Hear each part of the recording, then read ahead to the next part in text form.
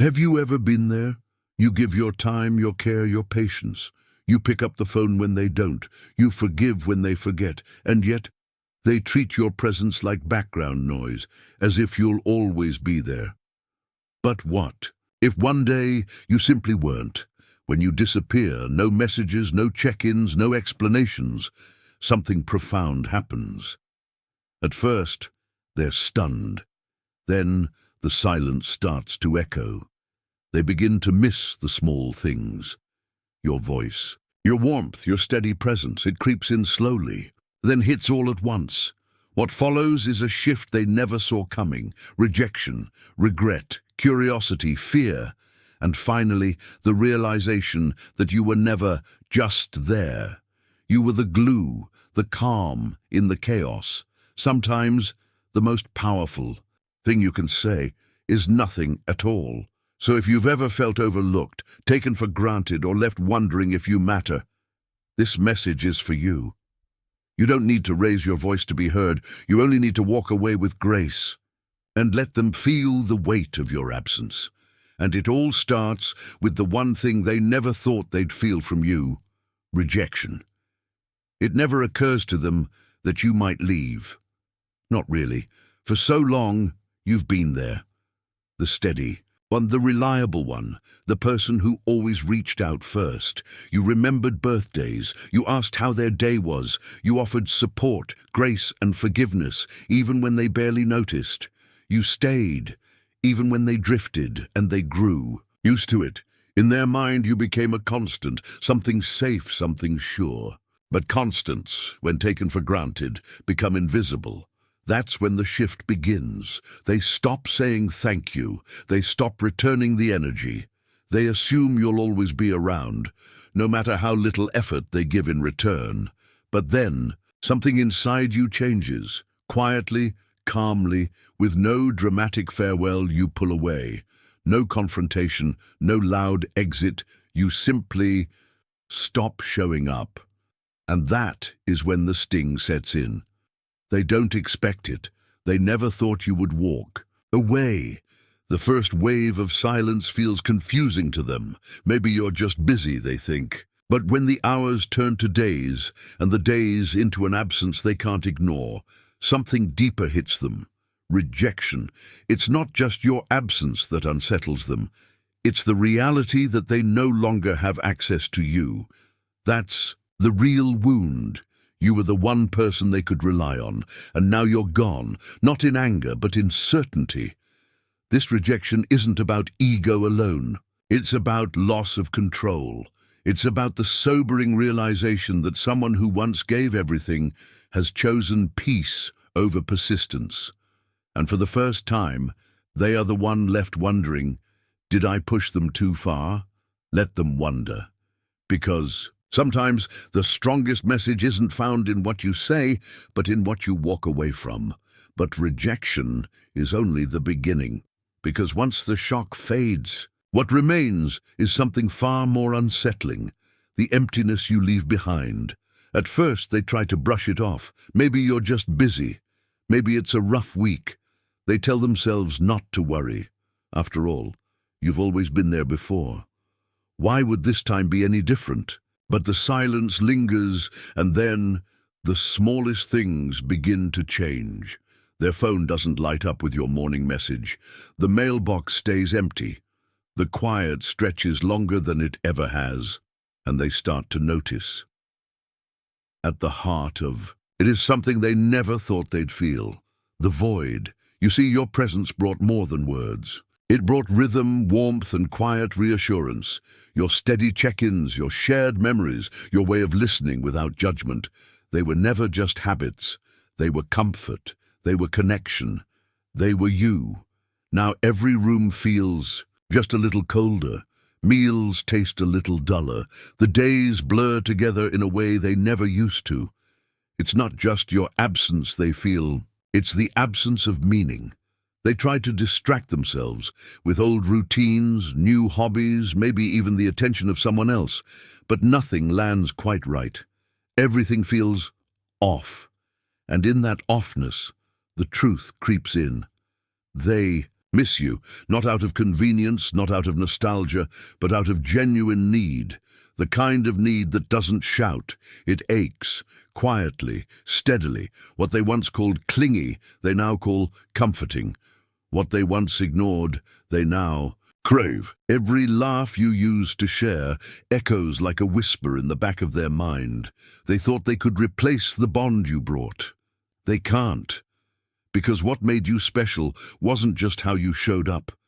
It was who you were when you did. And now that you're gone, the space you once filled feels impossibly wide. Let them feel that void. Because only in your absence will they finally understand. You were never background noise. You were the melody they didn't know they'd miss until the music stopped. And as that emptiness grows, so does something else.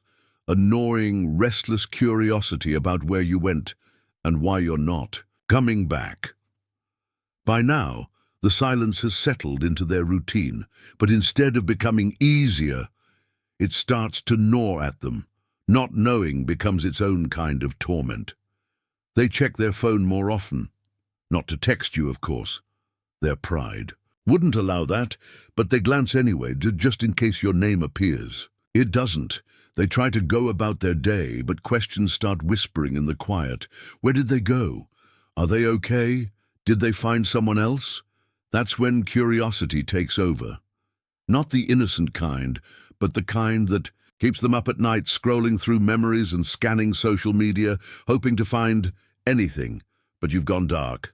No photos, no updates, no breadcrumbs to follow. It's like you vanished from the digital world. And that haunts them more than they'll ever admit, because in a world addicted to instant information, not knowing becomes unbearable. Their imagination fills the silence with possibilities, and none of them are easy to swallow. Are you laughing with someone else? Did you finally find peace without them? Did you realize you deserve better? The questions loop in their mind, like a record with no end. They may not say it aloud, but deep inside, they need to know. They need closure, reassurance, even just a sign that you're still within reach, but you've given them none. That's what stings the most. For so long you were open, maybe too open, always there, always available. Now you've become a mystery, and that mystery is driving them mad. They'll start checking mutual friends, looking for clues, wondering if anyone else knows where you've gone or what you're thinking, and the longer they search, the more they realize something painful. You're not hiding from them. You're healing without them. Let that silence grow roots. Let their curiosity grow restless, because the more they wonder, the more they realize they no longer have access to you. And that's what scares them most. But eventually, when there's nothing left to search for outside, they're forced to turn inward. And that's where the real unraveling begins. There's only so long someone can search outside before they're forced to look inward. After the silence, after the questions, after the endless mental loops about what you're doing and where you've gone, comes something far more uncomfortable. Self-reflection. It starts subtly. A memory here, a moment there, small instances they brushed you off. Ignored your feelings, dismissed your kindness. They begin to ask the hard questions, the kind that don't have easy answers. Was I too distant? Did I make them feel like they didn't matter? Was I selfish with their heart? These aren't questions people like to face. They're sharp, personal, heavy. But in your absence, there's nowhere else for their mind to go. No conversations to distract them. No reassurances to soften the truth. Just silence and the mirror of their own choices. They start remembering the details they once thought insignificant.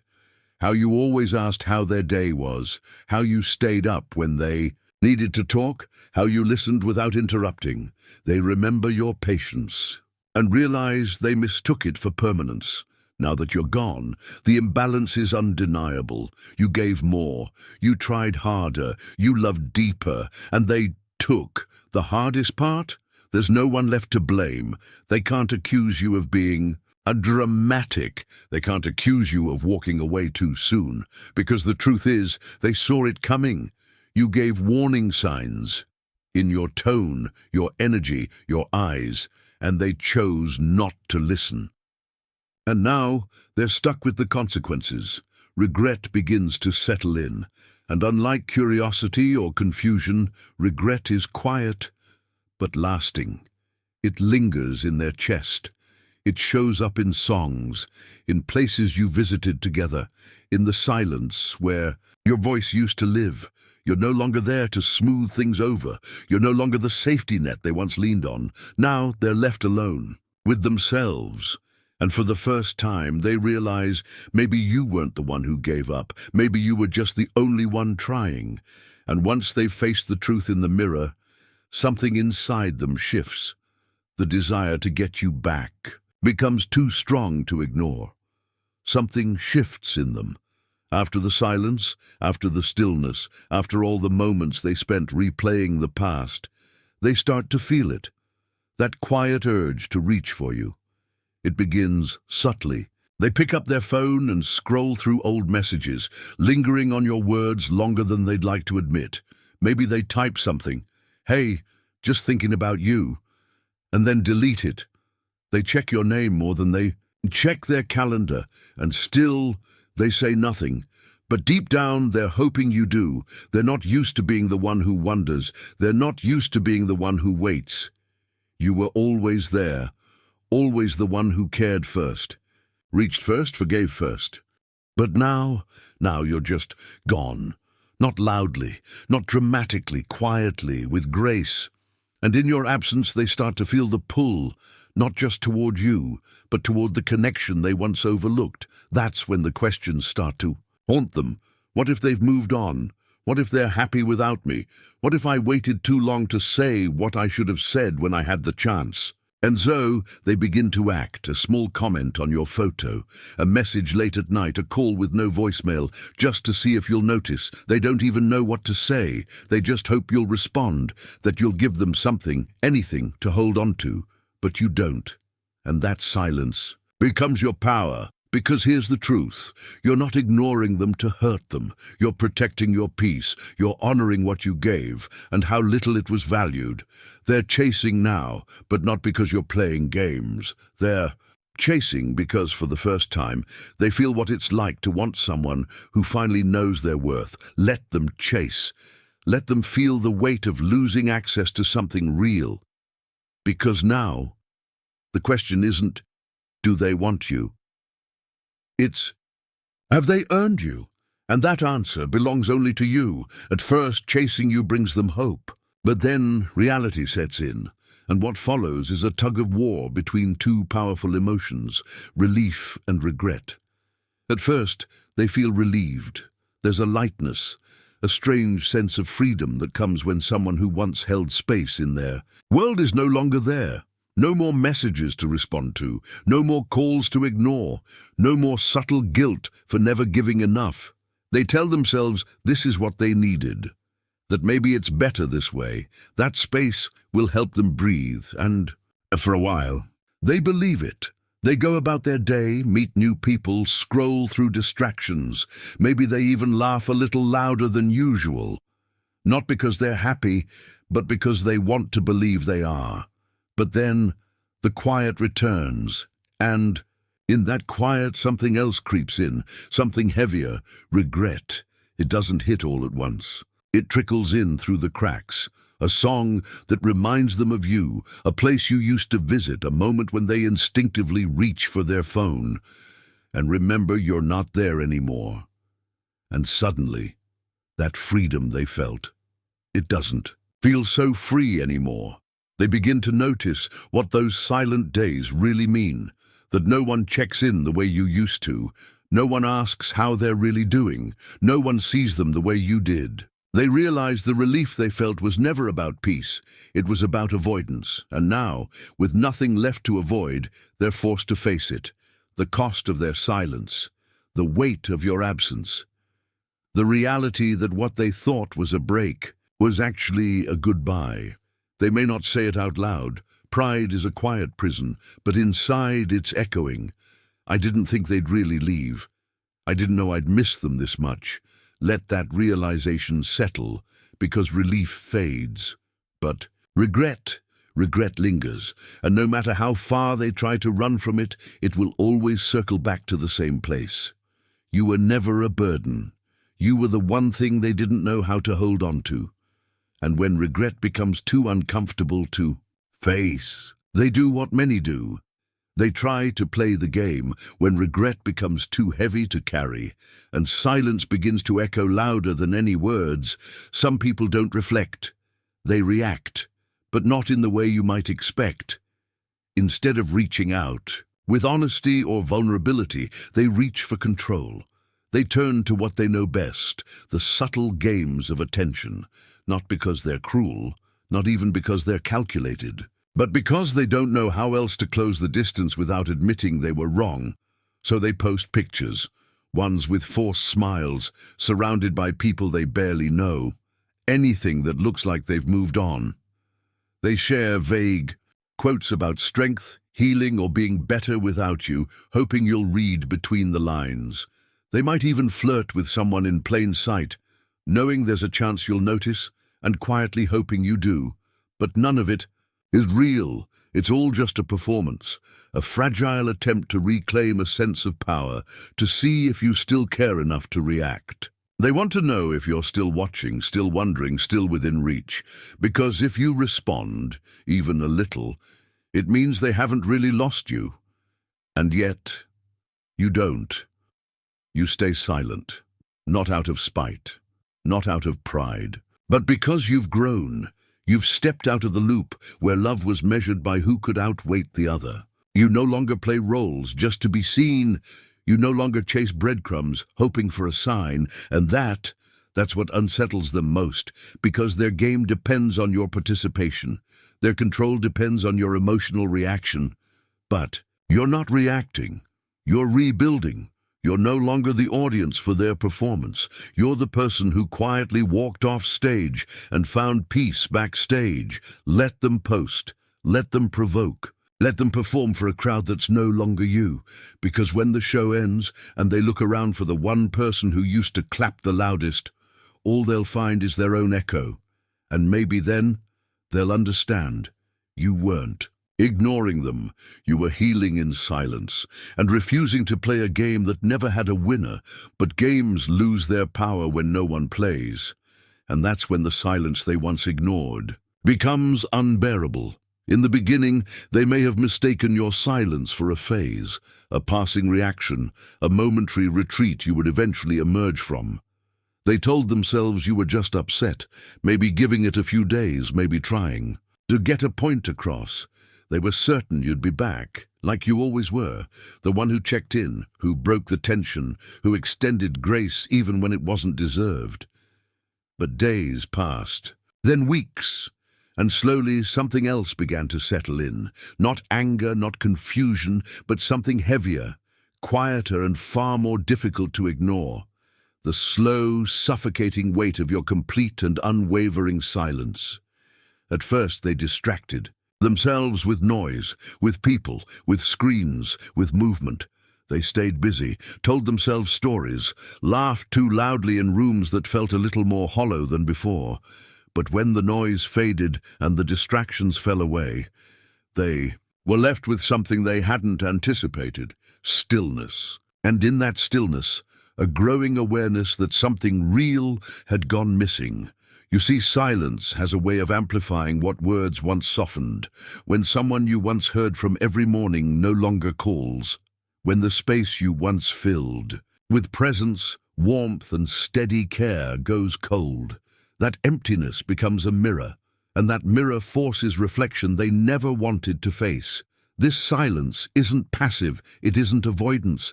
It's your quiet answer to every moment you were overlooked.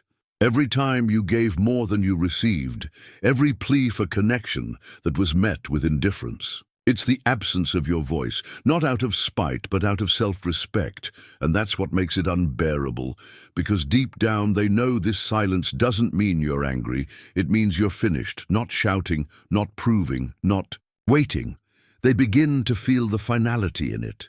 Not the kind wrapped in drama or door-slamming exits, but the kind that speaks calmly, with conviction.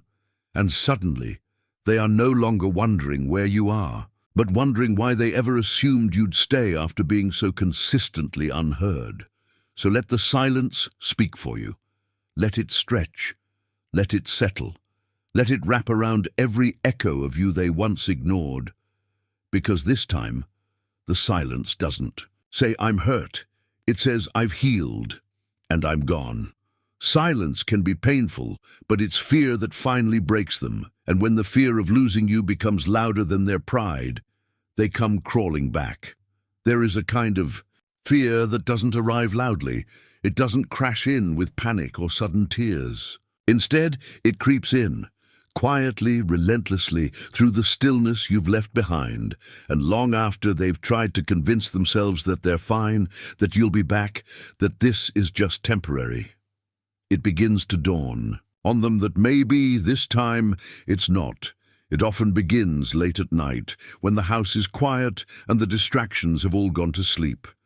They lie there, staring at a ceiling that once meant nothing, now suddenly weighted with all the thoughts they refuse to face. And in that stillness a question begins to rise, subtle at first, but impossible to silence. What if they're really gone? What if someone else sees their worth now?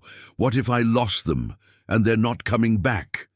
That question doesn't just sting. It unravels them, because fear, when it finally takes hold, doesn't come from losing control. It comes from losing something they assumed would always be within reach. They had grown so used to your presence, your messages, your care, your patience, that they never once considered what life would feel like without them. But now they do, and it terrifies them. They start imagining you smiling in someone else's arms, finding peace in someone else's voice. They see you laughing in a space where they no longer belong. The memories they once buried begin surfacing, not as nostalgia, but as sharp reminders of everything they neglected.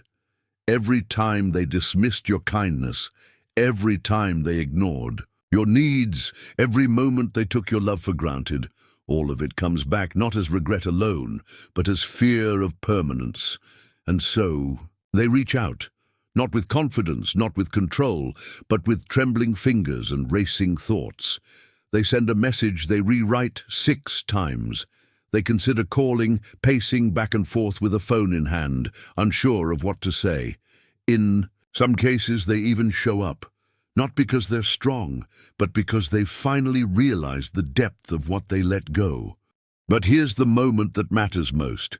By the time fear brings them back to you, you've already moved forward. You're not in the same place they left you. You're not waiting. You're not broken. You've built something in the silence.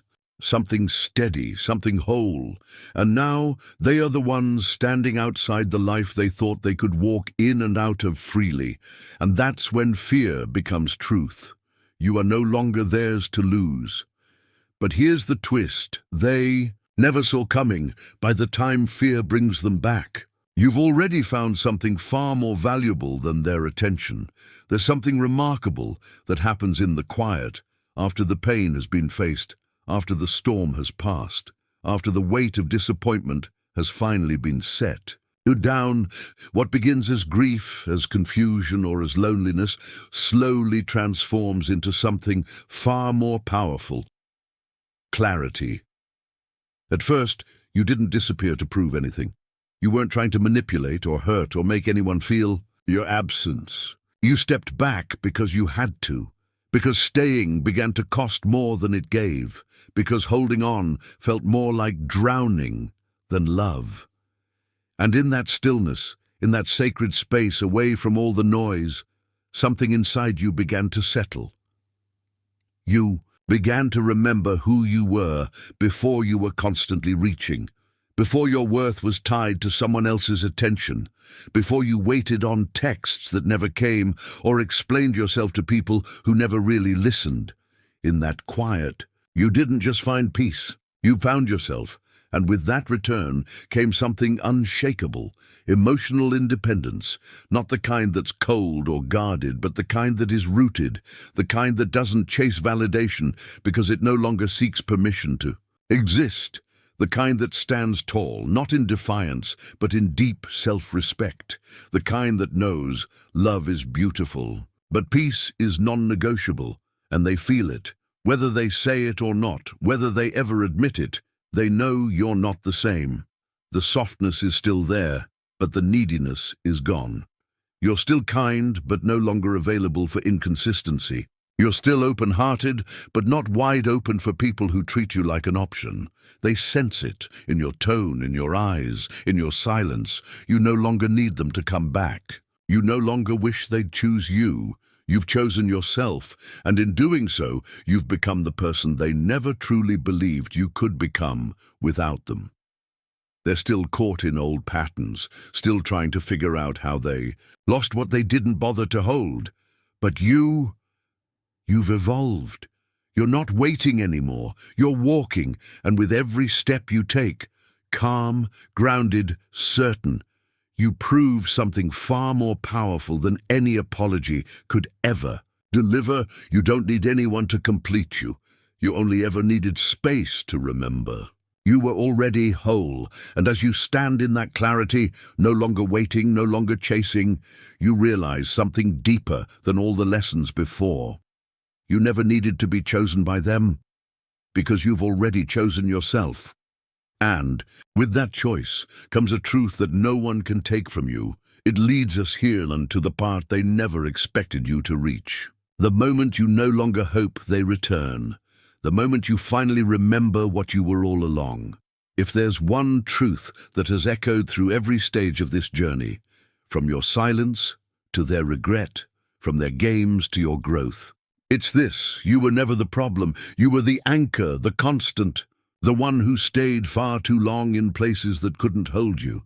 And now that you've stepped away, not in anger but in quiet clarity, you've discovered something they never expected you to find: your own value. Let this be your reminder. You are not an afterthought. You are not a backup plan. You are not someone to be kept on hold while they explore their options. You are the reward. And yes, they may come back.